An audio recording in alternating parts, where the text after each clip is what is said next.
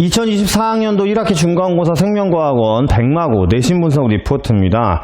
우선 백마고는 이제 처음부터 중추신경계까지 근수축 포함해서 타 학교에 비해서 좀 범위가 넓었습니다. 보통은 이제 타 학교들은 처음부터 신경전도, 자극의 전달 부분까지였는데요.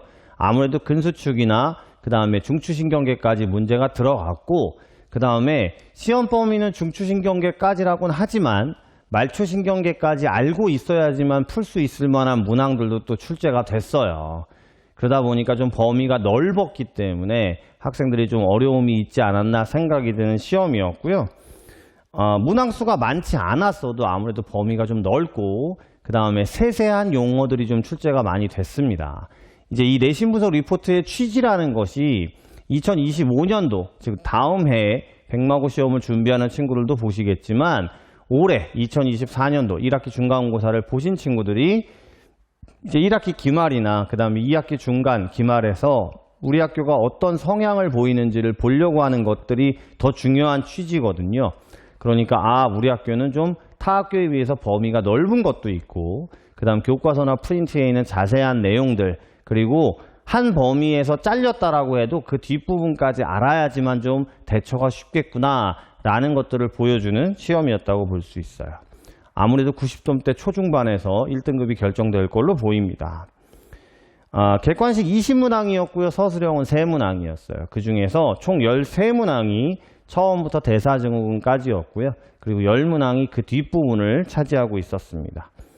아까도 말씀드렸지만 중추신경계까지가 시험이었는데 반응이나 반사, 그리고 말초신경계, 신경계 분류 등 신경계 전체 부분을 알아야지만 수월하게 풀 수 있는 문제가 또 2문항 출제가 된 게 특징이라고 보실 수 있습니다.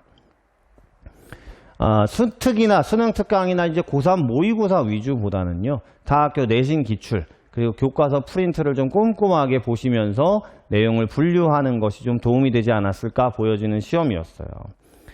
대표문항 분석을 보시면 이제 대표문항 분석은 좀 시험지를 놓고 보셔야 되는 상황일 텐데요.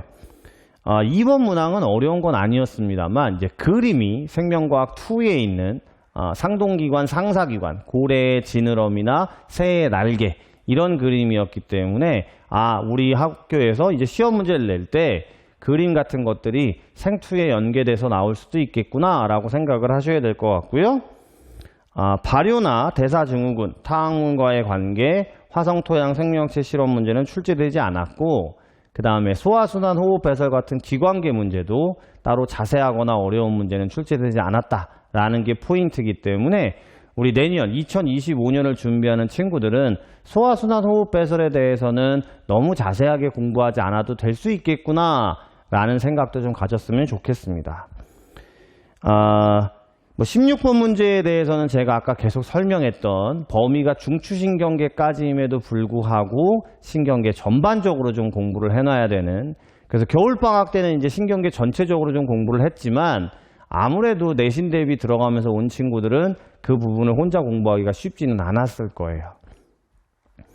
17번이 좀 독특한 문제였고요. 이제 이 뇌와 관련된 부분에서는 전두엽, 측두엽, 두정엽, 후두엽 같은 뇌의 부분들의 문제들도 이제 교과서에 있거든요. 이제 그 부분들은 학원에서 수업을 하기보다는 학교 교과서나 프린트를 잘 보셔야 되는데, 지금 또 이 백마고 같은 경우는 뇌량 문제가 출제가 됐어요. 그래서 이제 대뇌의 좌뇌와 우뇌를 연결하는 뇌량이라는 부분에 대한 문제여서 이 문제는 생각보다 기출 문제가 많지 않습니다. 거의 없다라고 보셔야 되기 때문에 우리 이제 다음 회를 준비하는 친구들은 이 기출 문제를 꼭 확인하시는 게 좋을 듯 합니다. 19번도요. 보통 타 학교들은 대사량, 이제 계산, 기초대사량, 활동대사량을 계산하는 문제가 나오는데 비만도 문제가 나왔어요. 이 비만도도 이제 타 학교에서 많이 나오는 형태는 아니었기 때문에 기출 문제가 좀 적죠. 하지만 비만도 계산식이 문제에 써 있긴 했습니다. 그래도 이제 안 해본 친구들은 좀 당황했을 수 있는 문제였고요.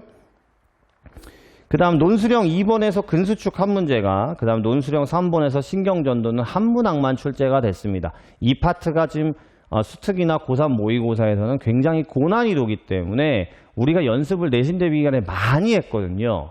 이제 이 문제는 한 문항만 출제가 됐고요.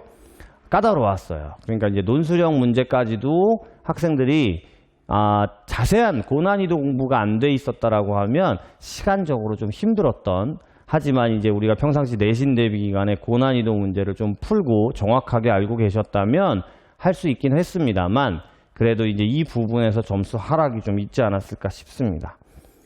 그래서 앞으로는 다시 얘기하지만 범위가 좀 넓기 때문에 너무 많은 문제들을 고난이도를 할애하기보다는요, 우선은 빨리빨리 안에 있는 내용들을 교과서나 프린트를 자세히 보시고, 그 다음 계산이 어려운 문제들은 우리 시험 보기 직전 때, 직보 때 그런 것들을 푸는 것이 도움이 되지 않을까라는 것들을 보여주는 시험이었습니다.